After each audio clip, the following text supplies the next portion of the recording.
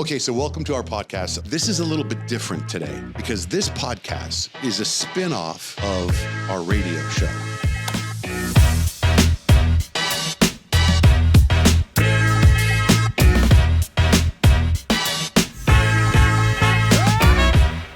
Welcome to our podcast again. So we've got, it's the Doctor and the DJ working title right now, but our guest today is Sam Fox, entrepreneur, restaurateur, businessman. What do we call you, Sam? Sam. Sam? Yeah. But you've changed the landscape. Hotelier now. Oh, hotelier, that's right. I right? love that name. It's very fancy. You've got the I global can't ambassador. say it right. Okay. You got the global ambassador that opened up about almost a year ago. Yeah. But I mean, you changed the landscape of food in Arizona, Oh, thank you. right? Yeah. I mean, you really much have. broader than Arizona, California, Arizona, He's California, all over the place. Nashville, right? Did that, 23 states. are you There in you go. 23 states? Yes. Yeah. Wow. Yeah. Wow. Got a big portfolio. Are there any restaurants in other states outside of this that aren't here? Because I know you got the one with Justin Timberlake in Nashville. Yeah, the only other one, it would be the 1230 Club in Nashville. That's a Justin. unique one-off, and I've never really done a one-off outside of Arizona. All the original brands and restaurants have all started in Arizona. That's the first one we did in Nashville, and the only one we've done so far. So we're like the food proving ground. Yes. Oh, it's well, just, fantastic. you have to, these restaurants are like children. You have to nurture them and grow them and develop them. They don't just happen. And so I've always wanted to be close so I could be there every day, especially in the beginning when you're doing all that. So that was the reasoning for that. So how did it start? You grew up in Tucson? Yeah. Working for your parents? Yeah, my parents are in the restaurant business. Which restaurant? Hungry Fox on Broadway, and they're still there. A little breakfast place. Then my dad had a Mexican restaurant and a couple other places. And, the whole time when I was going to school and growing up, it was a hard restaurant career. My parents did not want me to go in the restaurant business. They were mom and pop restaurants. They worked opening to close. It wasn't some big fancy payroll. They, they cooked and cleaned and swept and did everything, and just made enough to make a living. But it was not some sort of fancy job that I might have today. So what happened? How did it start? How did you go? I was going to school at the University of Arizona as a sophomore, and I was in real estate finance. My parents moved away to Florida to take care of my grandfather. They insisted that I did not go into the restaurant business. I was interning at a real estate firm. The guy I was interning for told me to go to his wife's house in Tucson Country Club, and she had something that she wanted me to do. As an intern in college, you ran errands and picked up lunch, and you made copies. And so I was going over there. I thought I was picking up some dry cleaning, and she opened the door and said, "Hey, I have a flat tire. I need you to change my flat tire." This is July.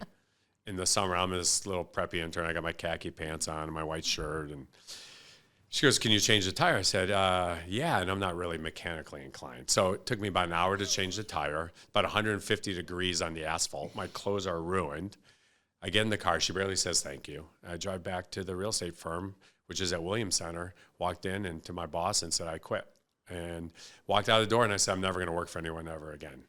I dropped out of school. Did not tell my parents, took my tuition money, and then raised some money from some friends and family and took over the old Casa Molina space on Campbell and opened Gilligan's Bar and Grill in 1992. That's how I got into the restaurant business. I was 20 years old when I signed the lease. It gave me goosebumps. But I couldn't open the restaurant until I was 21 because I had to get a liquor license. Sure. I thought I was the smartest 21-year-old in the world, which I wasn't. And I'd say that was I had the business for almost 4 years. That was my business sort of crash course on I call it the restaurant business. I was always good at the restaurant side of things. My parents had restaurants, and hospitality became natural and easy to me. The business side, which my parents weren't great at either, was something that I had to work at. And then having that restaurant with really not a lot of money, I kind of shoestringed it together. And running a business for 3 years with no money, you learn a lot about business, and you learn a lot about yourself, and you know what works and what doesn't work. And you got to make sure you know where every penny is. And so really that foundation for who I am. Sold that business, cost $45,000 to open. I sold that business 4 years, 3.5, 4 years later, and for $500,000. It's kind of crazy. Wow. And then got into some other restaurants in Tucson. Had a restaurant called City Grill. Merged with the people that owned Buddy's, and we had 5 restaurants together. And I was partners in that, owned a third of that. My partners owned 2/3 of it. They were late 50s, early 60s. I was 26, 27 at the time. And we worked together, learned a lot from them, and learned a lot of things that I didn't like about how they ran their business. And we kind of became oil and water. They were, like I said, we were two different places in our life. They were playing golf and I was working. They'd come in and tell me what to do. And I was offended by that. They probably were right, but I was offended by it. And after 3 or 4 years of business together, we had 5 restaurants. They basically came to me and said, we're firing you. And I said, wow, I didn't know I could get fired from my own company. I'm the owner. And realized that I could. Big business lesson for me there. And was embarrassed. I was kind of this guy in Tucson, had all these restaurants, and was going to move out of Tucson to New York. A friend of mine just bought a business in New York called Dean and DeLuca that was already there, and he acquired it. He was a mentor of mine. In fact, they own radio stations in Tucson, and that's how I got to know a guy named Bill Phelan. Did you know Bill at all? Boy, that name sounds familiar. Yeah, Bill, they owned a whole bunch of radio stations around the country.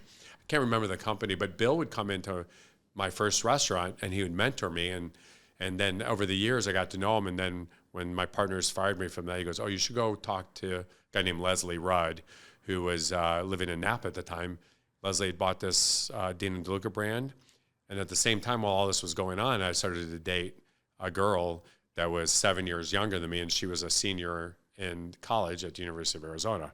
We became serious. I went to New York. I got offered the job. I knew if I took the job, that my wife or that girl, my girlfriend at that time would be over, and I knew I was going to want to marry her. And here I am 26 years later, I've married that girl. Good choice. I got fired from my company. It was the best thing that happened to me. And sort of was going to move out of Tucson, but decided to stay, get engaged, and open Wildflower in Tucson in 1998, still in our portfolio. 150 restaurants later, we're up here in Phoenix and had about 16, 17 different brands. We've grown the company. We've grown brands. We've had one-offs. We have 40 and 50 of other units. We've sold True Food. We've sold sauce. And then almost 4 years ago, a little over 4 years ago, I sold my whole company to the Cheesecake Factory. And I'm still there today running the business. And they've been amazing partners. And we have a really good thing going. So I want to ask you, to me, Sam, you're kind of like the pioneer of concepts, though. Because everybody now wants to do concepts in the restaurant business, but you started it. Yeah. You were the first guy who said, there's a trend here that we can play off of. So how did you come up with the idea?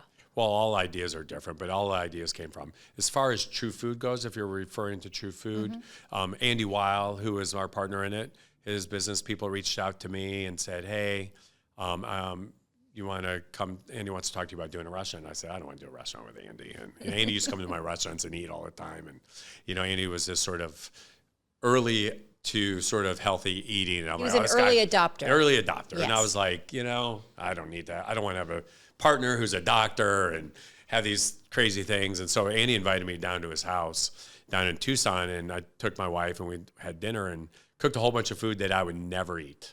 I would never eat it. And it was all good. I went down there just as a courtesy to somebody, the business people. And now I left there going, shit, we should do this. And so we worked on sort of putting our deal together and sort of what we thought it should be. And then we found a location and we opened the original one almost 15, 16 years ago at the Biltmore, True Food. And the day we opened, it's been successful ever since. We got approached in sort of the third month by a guy named Rick Federico, who is the chairman of the board and CEO of P.F. Chang's. And they said, I was having lunch with him at True Food to talk to him about trying to hire somebody that had worked for him to be my president. And kind of early in my career, I've always wanted to sell a few things. I saw my parents, how hard they worked. And these, when I didn't have a lot of restaurants, you have restaurants and you have cash flow and it's great, but you really are not really creating any sort of wealth or any sort of long-term capital. It's always, these are somewhat depreciating assets as you open these buildings. And so, so Rick and I had a great relationship, and I was interviewing this guy named Russell Owens, who has become my president, has been with me since that lunch that day. And at the end of it, he said, what are you doing with True Food? Because he knew I was always trying to sell him stuff. Hey, you want to buy sauce? You want to buy this? And I said, I don't know. We just opened. We're figuring it out. He goes, well, we want to buy it. I go, what? You want to buy it? I said, well, I only have one. And we made a deal, but they would give me some growth capital, grow it to 5. This was in the middle of 2007, 2008. There's really no capital out there. It was sort of in the early stages of the financial crisis. Right. So Rick gave me $10 million, almost on a handshake, a little more than a handshake, but it was a very loose terms. And the deal was we'd grow and open, we'd get to 5 units. And once we did, they would either make me pay them back the $10 million or they'd be my partner. And so they became my partner. They were publicly traded. They, in turn, got bought by a big private equity company, and they took them private. And so my partners wound up becoming a private equity firm out of New York. And it's a little interesting ride, a lot of learning experiences through that for sure. And our structure was grow it to 20, and then we would exit. So we grew it to 20, we exited. We wound up staying on for a little bit. Oprah bought in at the same time when we were exiting. She was on the board. I got to meet Oprah and be on the board a little bit, and then sort of completely divested our interest about a year and a half later, and we've been out for almost 8 years.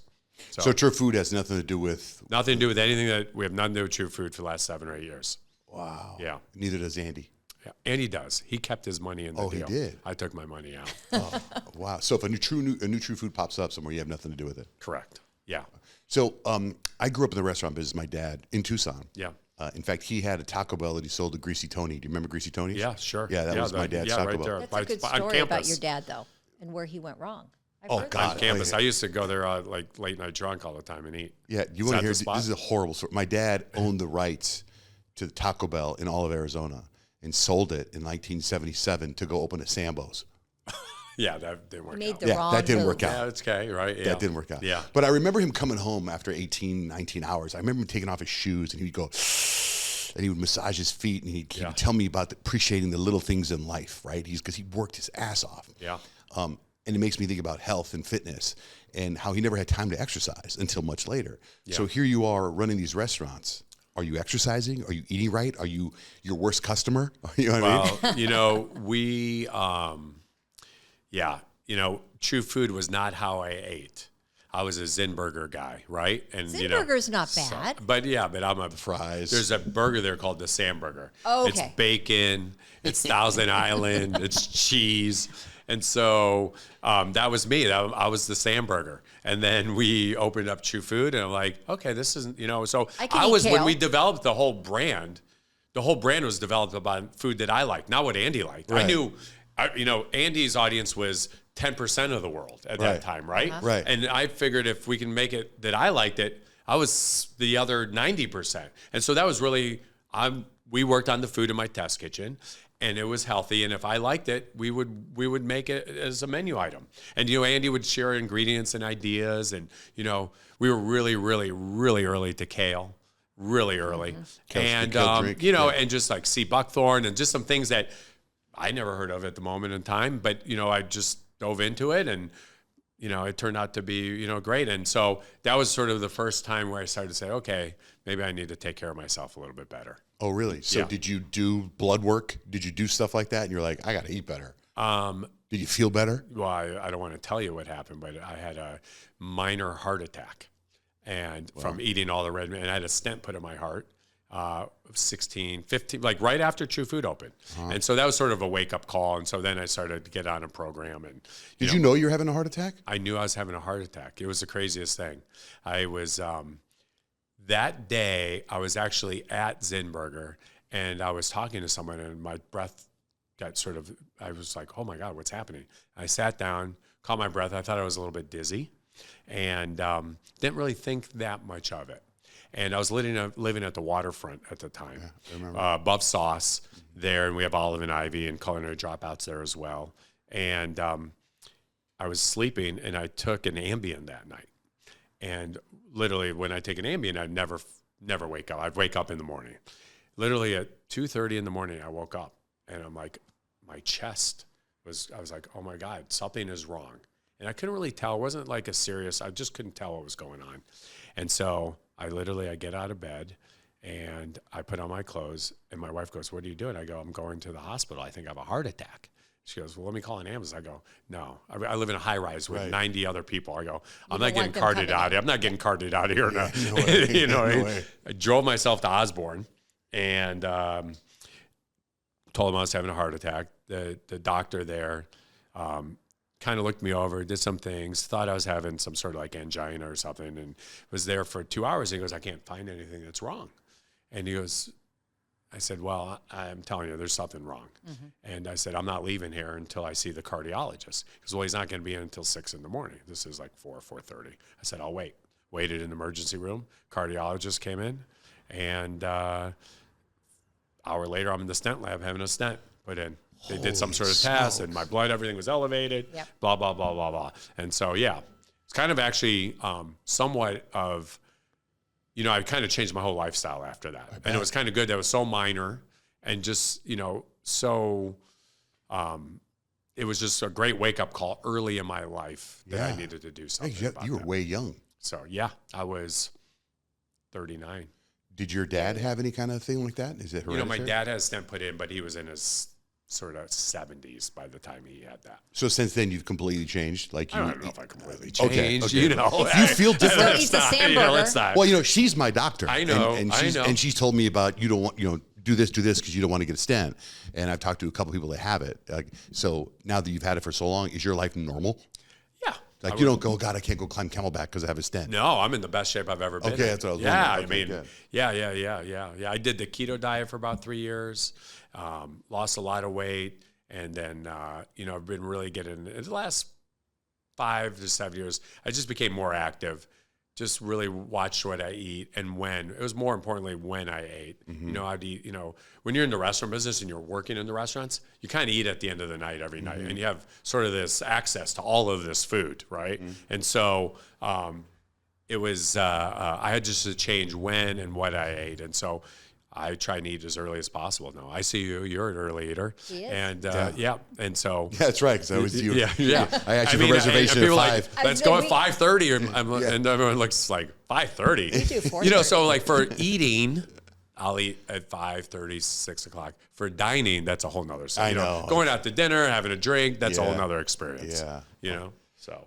Well, so then you went, when you opened up Flower Child, I have to tell you about a Sam moment. I'll never forget this because it sticks with me every time I go to Flower Child. I remember I was sitting there eating, and you were at another table, and you came over and you go, you got to try this.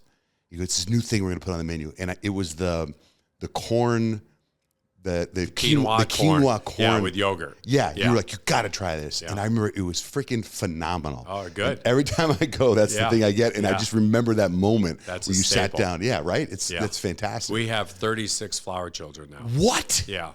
That was the first one, though, wasn't it? That was the first one, yeah. 36? Yeah, 36. What's the next thing? Actually, I also remember when you told me you were going to open Doughbird. You got this concept. Yeah. Check this out. It's called Doughbird. Yeah. Nobody knows what it is yet, but here's what we're doing. Nobody knows why it's called Doughbird. Why is it called Doughbird? Well, because it's Pizza and bird. chicken. Yeah. Is there something in the works, or are you working just on the hotel? We did the hotel, but we're opening a Henry tomorrow in Nashville. So that's. Will you be there? Yeah, I'm going out tomorrow. Yeah. So. Wow. I'm going. The Henry's blowing up too, right? So, L.A. Yeah. So we have one in L.A. Coronado, yes. Which is by far, pound for pound, our best one. It's crazy how busy Coronado is. Packed. And we just opened a Blanco in Coronado as well over the summer, so that's great. And we're opening a whole bunch of Blancos here in town. We have one opening at PV Mall. We have one opening out in Peoria. We have one opening in Tempe. And so we're really going to grow. We're growing our growth brands. Our growth brands are in my portfolio. North is in the cheesecake portfolio now. Flower Child is in our portfolio somewhat, but the goal there is really as we scale these restaurants up and they get to a certain scale of size, then our partners that have really great expertise of growing 200 and 300 restaurants kind of step in and help us grow the rest of those brands. But the hotel, just you. The hotel is one of one. One of one. Is there going to be another one? One of two maybe coming. We want to be the first to say that. Yeah, I don't know yet. We'll see. We'll be a year in December. I think it's a little too early for us to sort of get into it, but we think about it. Well, what's funny? Sometimes I drive by places that are being torn down and they look bad. I'm like, I bet you a global ambassador would be great right here. Like that one place that's on Indian School. and it's all nothing now. It's just old buildings. And I go, is that too close for a global ambassador, or do you only want to have one in the city? Yeah, there'd only be one in the city.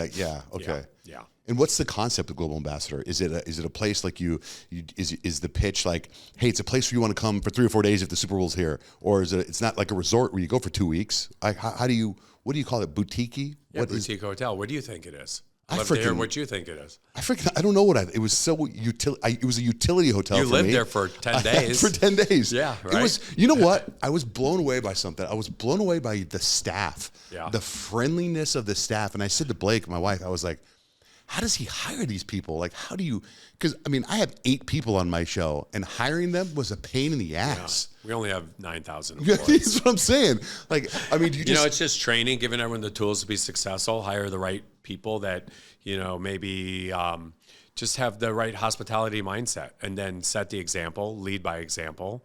And like I said, making sure that they have all the tools to be successful at their job and take away the excuses, and just sort of live up to a certain standard every single day and never take passes. Well, I got to tell you, PJ, Yeah. first class, that guy. Yeah. First class. So when you say it's one of one, you mentioned Andrew Weil and a couple other partners. Who are your partners in the hotel, and how does that come about? Yeah, my partners in the hotel. Brian Frakes, who's my development partner. Frakes, You know Brian. And we have an investment from Devin Booker. We have an investment from Dirk Bentley.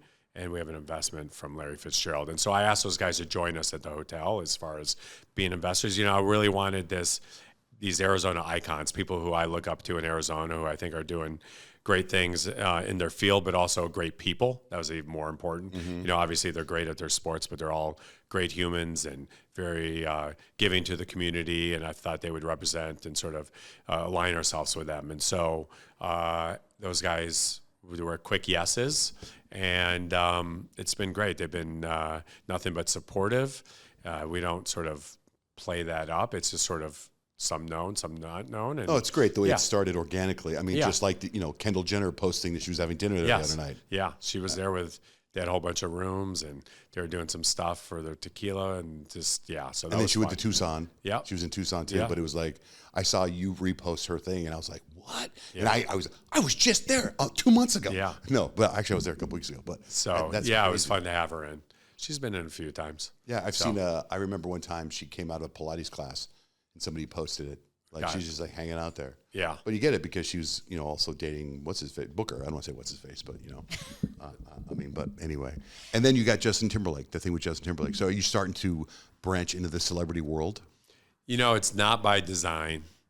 The Justin thing happened very organically, accidentally, and it's turned out to be great. It's not something that we seek out. It's not something like we're not out there trying to, partner up with celebrities. Does he approach you? Or The somebody Timberlake put you two people, together? his team kind of said, let's do something together. And that was very vague. And, I'm really good at sort of putting things together. Like Andy's got an idea. Somebody like I'm the guy that actually can do the work and do the heavy lifting and put it together. So I think we get a lot of calls from a lot of people asking us to help them put things together. And we only have so much time and energy. And, it's not always, you have to be careful when your partners are with celebrities, and sometimes your places can be busy for the wrong reason or be busy for the right reason, or a lot of things can go sort of sideways, but we've had nothing but success with all of our partners. Are there any companies or restaurants or concepts that you said no to, and then you see later that it's taken off? Not that I recall, but we say no a lot. Okay, is there We something say no a lot. We say no a lot. Is there anything you said no to that was just so ridiculous? Like, what's a ridiculous concept somebody pitched you? Justin Bieber's people wanted to do Drew House as a fast food, fast casual restaurant in the Valley, and I don't know if that would have been ridiculous just because his popularity, but just the food idea and what they wanted to do was just wasn't really something that I What's your leaned take on into. that stuff? Like with Mr. Beast doing the Mr. Beast burger and these Yeah. ghost kitchens and stuff. And I Yeah. think that came and went, right? Yeah, a lot of that. I mean, Kevin Hart just opened a whole bunch of restaurants and closed them. Closed them, right? Yeah, it's if you're, you got to have to build a business on the business. And oh, by the way, it just so happens to be Right. A celebrity. so-and-so is an investor. Right. But when sometimes people take celebrities and they make it more about the celebrity than what the restaurant wants to be, how long is that shelf life? You know, how long is that going to last? And so that's never our approach. You know, I got on my birthday, I had dinner at Thea at the Global Ambassador, and they brought out this new cake for my birthday. Yeah. And you know, I had been texting you a lot the last couple of days before then, Yeah. so I felt I didn't want to overdo my texting to you, but it was phenomenal. Yeah, this birthday. yeah. And they said they just put it on. Sabrina, our new pastry chef who came from Atlanta, did that. And So you know what I'm talking about? yeah, we used to give they came to me like, you know, if it was your birthday, we'd give you like this little this little Greek dessert. And it was kind of small, and the team were like, you know, we have all these people up here celebrating, enjoying themselves, spending a lot of money. We got to do something better.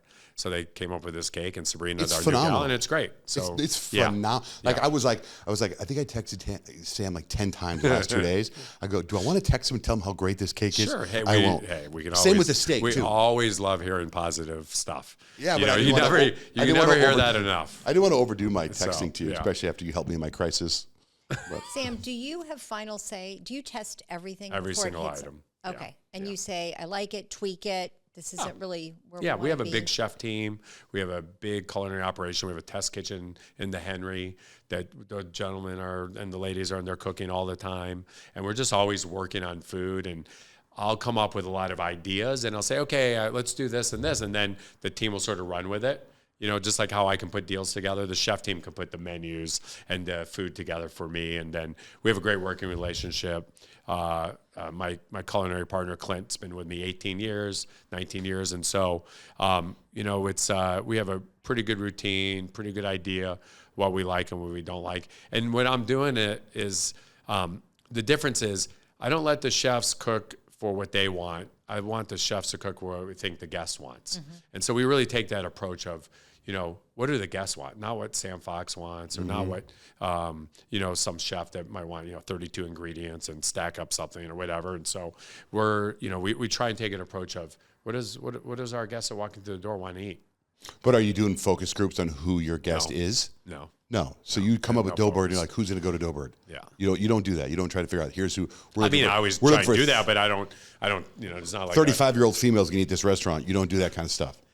I mean, they might need that restaurant, but I'm not doing a focus group on that. Wow. You know, So but you know, you know, you can identify what trends are, where things are going, and you know how people like to eat. I got a lot of data by having all the restaurants, so I see what sells and what doesn't sell. And when we were doing, we had Olive and Ivy. You know, it's on its 19th year, and I was working in the restaurants all the time, and people would be like, "Do you have any gluten-free items?" I'm like, "What's gluten-free?" 19, and then I kept hearing it. And then Andy called and said, oh, we need to do something around a healthy eating. And so all those things just kind of click. So when you see trends or you're in the restaurants, you can kind of see what works and doesn't work. And sometimes you can also put items on menus. Let's say we wanted to do, you know, the pizza at Doughbird. We can put that on a menu item somewhere and see if it gets sort of any traction. Sometimes you get to be led into false sort of success when you special something and you verbal it. Like all the chefs go, oh, it's sold like crazy, do a verbal special. I go, it's sold like crazy because Bobby the server is saying, oh, this is a great special and blah, blah, blah. Then you put it on the menu and it never sells. And so there's an art and science to everything that we do. What about advice for anybody? Because I've heard people say, don't get in the restaurant business. Don't start the restaurant business. It's very difficult. Yeah. And I did it and failed. Yeah. I bought 2 pizza places and it was terrible. What happened to your pizza places? I kind of went in as an investor. Yeah. And I didn't want to be part of the day-to-day. And Yeah, then the people I went in with decided they didn't want to do it anymore. And I was stuck with these 2 restaurants. And what'd you do with them? I gave one away and sold the other one. Yeah. Yeah, I lost my ass. Yeah. Yeah. So I mean, this is not a hobby, right? And so I always tell people, being a minority investor as a passive investor in the restaurant business. And by the way, I had plenty of people early trust in me and give me money, but it's probably not a great investment. Yeah, you know? Yeah. And so what you see is a lot of people, oh, I want to be an investor. I want to go to the restaurant. I want to be the owner, right? Until they have to show up and work at, like, be there at Yeah, 3 and it's not a.m. as and leave at glamorous 9 as it p.m. seems, right? And so, you know, my advice would be that if you want to be in the restaurant business, that you're in it, that you've worked in a restaurant, that you understand it, that you're well capitalized, more money than you think you need. And just because you can bake a great cake at home or you can make a great cheeseburger doesn't mean that that can be a great restaurant. Now, a lot of people have had those items and have turned them into great restaurants, but the odds of that are really, really low. By the way, I've been meaning to tell you this. Oh, you got a restaurant idea? No, but I have a menu idea for you or something you could sell. Right. Those protein balls at the gym at the Global Ambassador, those need to be for sale somewhere. Okay. Are they or no? We can sell them at the market, at Lay Market. They're freaking fantastic. Thank you. You know what I'm talking about, right? Yeah. You just have them there as you work out. They have these little protein balls that are so addicting. And it's, to me, I was talking to my wife about it. She goes, they should sell these. They should make these. I'm like, totally. Man. Yeah. How many did you eat? Oh, I would eat them all day. I gained 19 pounds staying at your hotel. No, you didn't. Yes, I did. Yes, he did. Yes, I did. He But you didn't really. actually Did you actually use the gym? I used the Or gym. did you just eat the protein balls? It's a great gym. It's a fantastic hotel. It's one of my favorite places here. But let's pivot on that because we talk about him opening up the hotel, but not everybody has a membership. They don't have, like you obviously have a gym for hotel guests, but you did something very unique. Yeah. And you opened up this experience for locals. Correct. Or I'm sure people who don't even live in We have some Arizona. out-of-town members. Yeah. To have an exclusive membership, to have a different experience. Where did that come from? You know, it just came from having, we knew when we were doing the hotel that we wanted to build out incredible gyms, incredible spas, incredible, the wellness area of that. And typically a hotel on its own probably has a hard time making an ROI on that, investing in all of that stuff and being able to give that to their hotel guests. And so we wanted to do a members club, and the members club typically would have a hard time getting all that stuff on its own.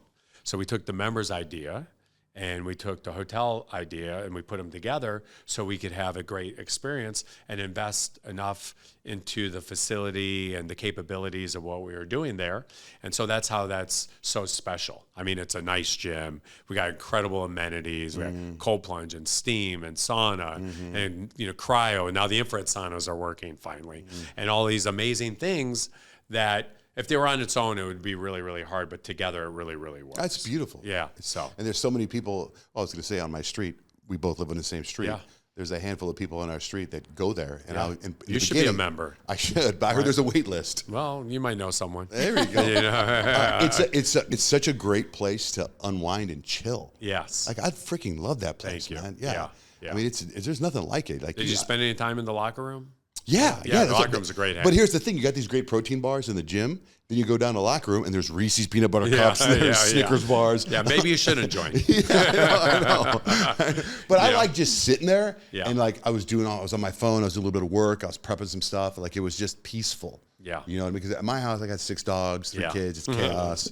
There's a calm there during the day. Yeah. Very lively at night. Very lively. Oh my God, at night is it's a show. Yeah. A What's lot going on. What's your max membership for there? We don't discuss that max number. Okay. Yeah.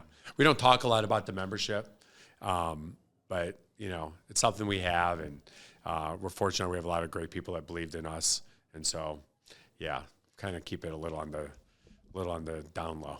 Let me ask you something controversial. Okay. All right. Let's say fast casual restaurants. You have a couple of those. A few. Okay. What's the tipping? What's your take on the whole tipping thing? That like it's so frustrating as a customer when you walk up to a place and you order your food. Yep. And then they give you a number. Yep. Then they turn the thing around and ask you for a tip. Yeah. And they don't do anything. Yeah, we don't have that system, which turns around. There's a tip line on your credit card. Right. But we don't have a tip prompt. So my take on it is do whatever you feel comfortable. Yeah, but then you always feel like I would get irritated. You get tip shamed. Do you tip on to-go food? To-go food? Yeah. Like you go to a full service restaurant, do you tip on to-go food? A full service restaurant? Yes, I don't know if I do. If I was picking up, we have incredible employees that are working hard. Right. They get paid. Tips are always appreciative. It's not required, but it's a nice gesture if you think that someone is going above and beyond, or at least doing sort of, getting you through your experience in an efficient way. Okay, if they're going above and beyond, but like if you go up and you order food and say, hey, I want to get the flying avocado turkey, the flying turkey thing or whatever, and then they give you a number, they turn around, you tip, then you sit down and they bring you your food, and then they go, do you need anything else? I go, yeah, can I get a fork and knife? Well, they're up there. Oh, Right. Okay. Yeah. What am I? You know what I mean? Well, they shouldn't say that. They should say, I should get that for you. And then maybe if they say that, then I'm not. I'm just Yeah. pointing to stuff because it is kind of turning into a big thing. Yeah. If you get on social media, there's jokes. Where the 100%, cop pulls you over, and then the Right. cop goes, "One more thing." Could you Right, tip it?" the You know what I mean? right, sure. Yeah, but the dry cleaners. I was at a liquor store in San Diego this summer, and I was buying a whole bunch of beer and whatever for 4th of July. The bill is $600. The guy flips it over, and the minimum, sometimes that's like $1, $5, Yeah. and $10. It's like the 20%. minimum was 10%. Yeah. So I'm not taking $60, but I had to Right. carry it all out to my car. Right. So. Right. So that's what I mean. Yeah, But I I mean, get, But I like your answer. You're like, do you tip to go? If I get, I rarely get Well, to I think go. it's I think it's a percentage. Yeah. That's what's They're really all skewed. usually all the front of the house employees are working for tips, right? And they all share and pool in the tips most of the Okay, places. that's good to So know. if you give a girl $1, $2, $5 at the cash register or somebody else, and it goes to everybody in the building, and they're all working hard. Well, that's and good to know. They don't want to call you cheap, do they? No, I always tip. Johnjay, he's a cheap guy. No, and, that's and I guess can't. what? Guess what? Because people know you. Right, so I always gotta overdo it. What always happens is, What? when I go out to the restaurant, I'll put my credit card down, and I'm already a generous tipper. I appreciate everyone's hard work, and a lot of times they'll be like, "Oh, here's your card, Sam Fox," and "Oh, I used to work for you," and then they sort of give you like they know you at the end. Yeah, it's terrible. And so now that costs you an extra instead of a 30% tip, that costs me a 50%. If I tell, if the right? bill comes Yeah. and I'm like, it's 20, I'm going to give 25%, then they'll say, oh my God, I listen to your show every day. Yeah. And then it's like, okay. Yeah. So I know exactly what you mean. Yes. Yeah. So. Crazy, man. Hey, are there any stories you could tell us about the Global Ambassador? Has there been anything that's just a fun story to tell about chaos? Or I remember when I was living there, I remember I was going, I would get up really early. I was like 4 a.m. going to get my car, and the valet guy goes, hey, I'm really sorry about the noise last night. And I'm like, noise? Right. I didn't hear anything. He goes, oh, well, there was a concert last night at Footprint Center. It was a Mexican band, and they rented out the whole 5th floor, and they had a party up until 5 minutes ago. And I'm like, I didn't hear a thing. Yeah. I'm like, what a night that might have been. Yeah. Right? Yeah. So have you heard other things like that? Or I mean, there's a lot of stories that happen in a hotel that I'm learning about. Yeah, like probably what? nothing that I really want to get into. Oh, okay, what really? I mean? It's like that? Yeah, but hey, you have 150 rooms. You have 1,000 people coming through the door. There's good, bad, and all the other stuff in between. So, it's amazing how comfortable people can feel outside of their home. Right? Okay. Yeah, right. Okay. Yeah. Is being in the hotel business way different than being in the restaurant business? It's 24/7.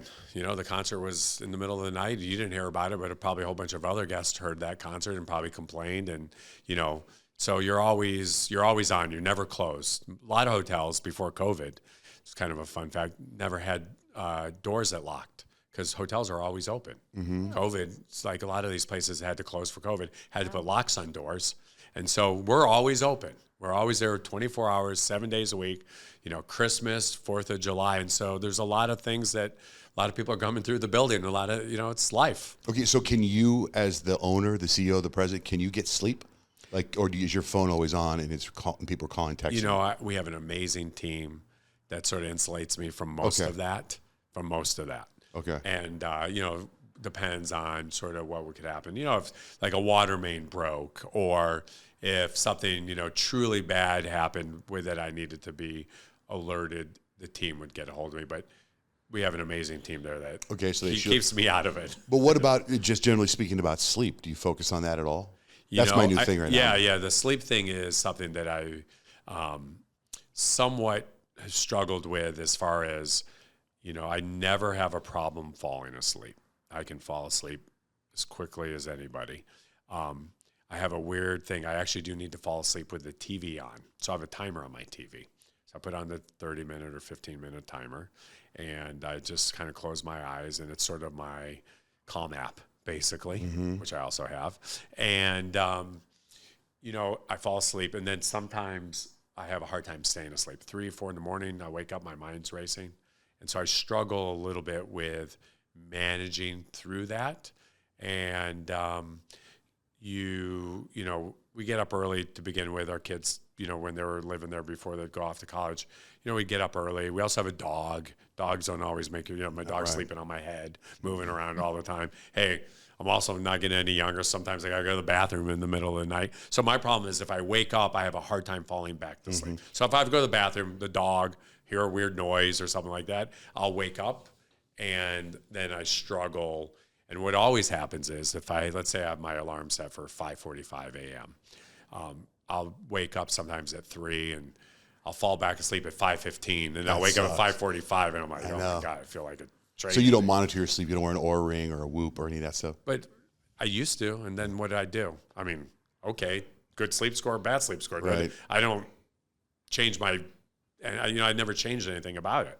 Do you change it? We have a guest that would help him. Yeah, the sleep doctor? Yeah. Yeah, we actually had the sleep doctor on our podcast, and he sleeps with the TV on. Yeah. And he worked with Oprah. Wow. Yeah. Now, would you ever believe that would be healthy to sleep with the TV on? What did he say about that? So I just did a podcast with him on another podcast, and he actually said, I'm the only sleep professional in the U.S. that says you can go to sleep with the TV on. It doesn't matter. It doesn't change the problem. Okay, good. I feel better about myself. So maybe, so I'll tell you how to listen to that podcast, and you might actually get something out of it. I do he need also to talks put the phone about down. Yeah, I think that's the phone different. is a blue light. That's bad for you. Well, yeah, and you need to listen to my new podcast. I'd love to.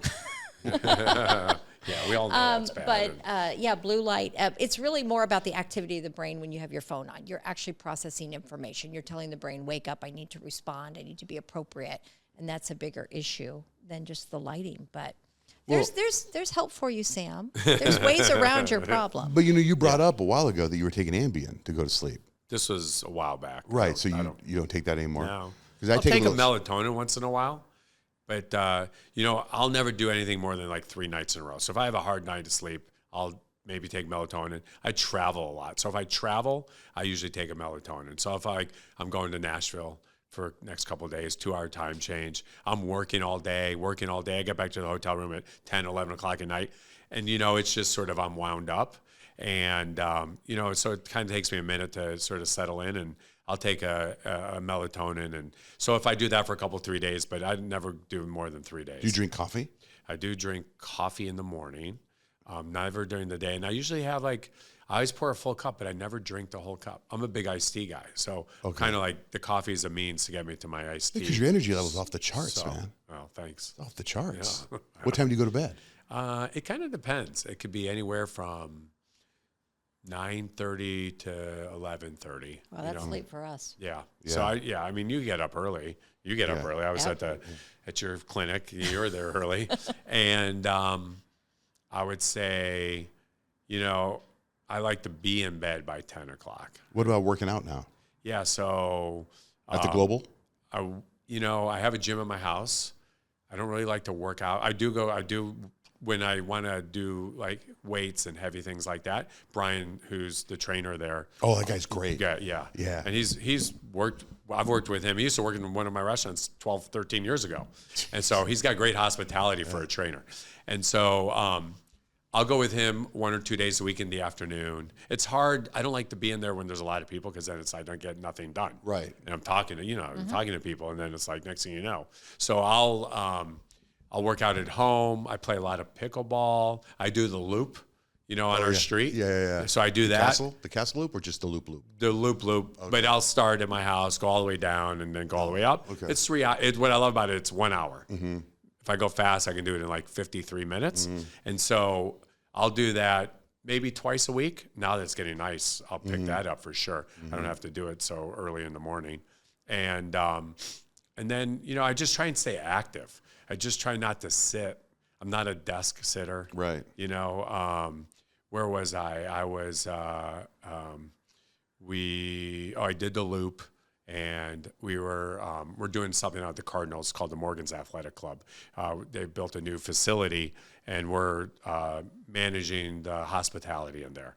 And so Sunday, there was our first game. I did the loop before I went out there, and the loop is 8,000, 9,000 steps for me, maybe somewhere right around there.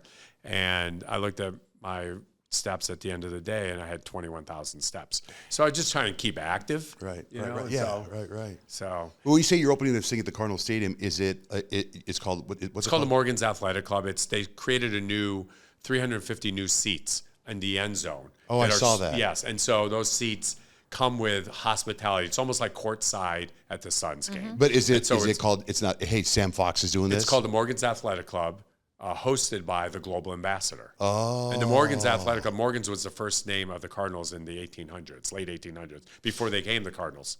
And so they came to us and asked us to help put the package together. Like I said, people want us to help put things together, and that's what we do. And that one, Michael Bidwell and the team had some great vision, and we kind of just took their vision and ran with it.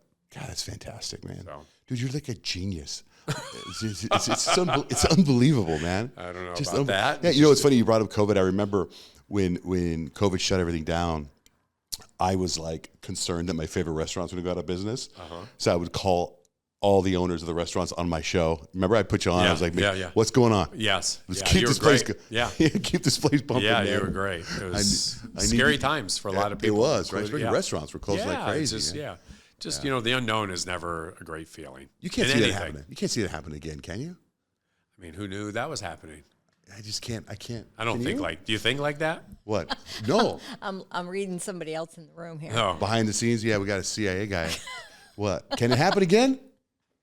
Come on. He's not talking. I don't live my Lips life are like sealed. that. I know. Lips Neither do I. I want to ask him one more thing because I know we're running out of time. Please. So, Sam, you're also into philanthropy. Yeah. And you've done a lot to give back to the community. Sure. So I just want to touch on that.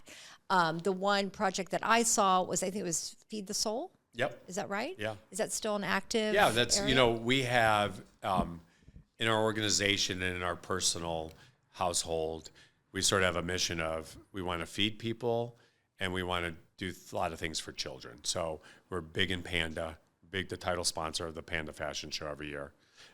We've got a big commitment to them. We do a lot of things with Feed the Soul. We raise money for the food bank.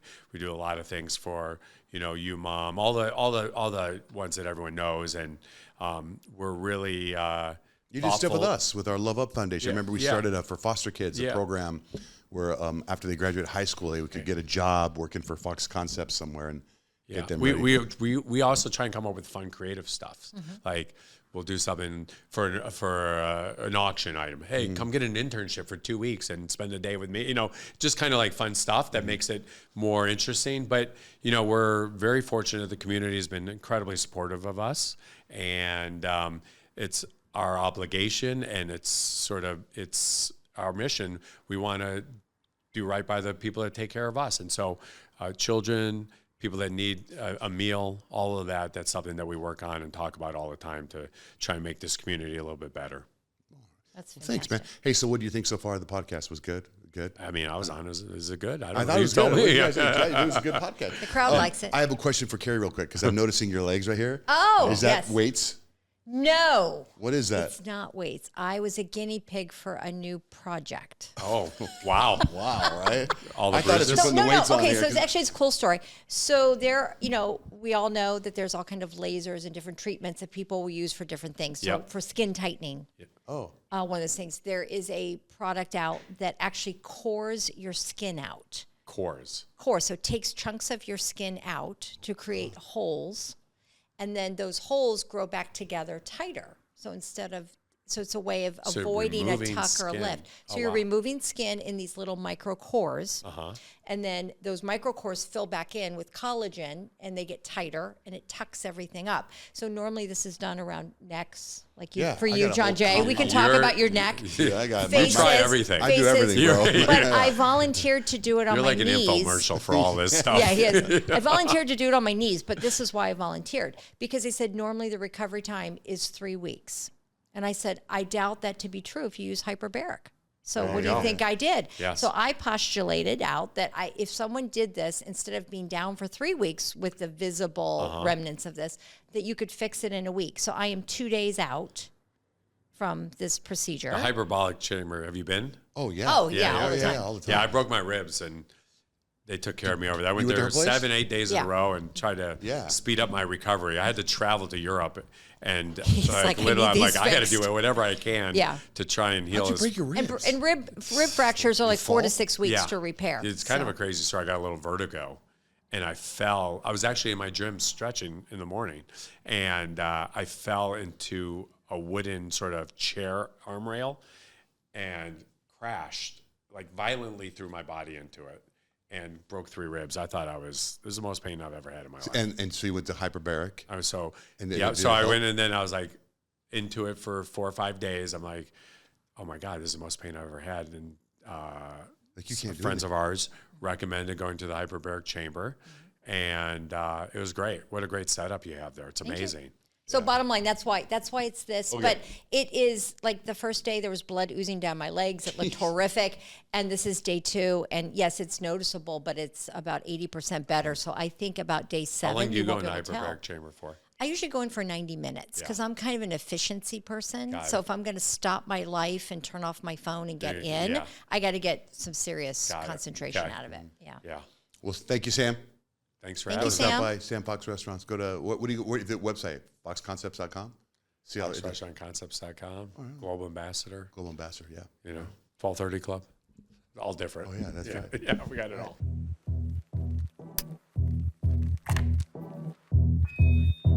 Okay, so welcome to our podcast. This is a little bit different today because this podcast is a spin-off of our radio show.